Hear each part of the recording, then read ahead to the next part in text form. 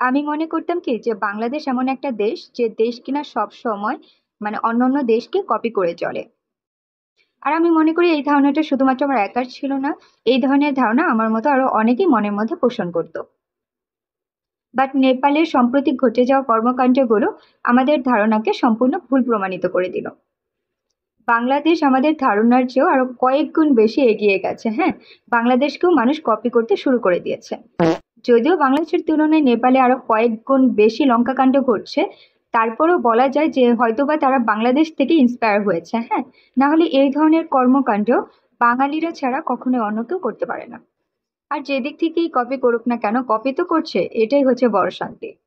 আর আমার কাছে মনে হয় যে বাংলাদেশ থেকে বাঙালিদের থেকে বাহিরের দেশগুলোর মানুষের একমাত্র এই দিকটাই শেখার আছে, অন্য কিছু আর শেখার নেই। সেটা হচ্ছে এই ধরনের কুবুদ্ধি আর হচ্ছে উদ্ভট কর্মকাণ্ড।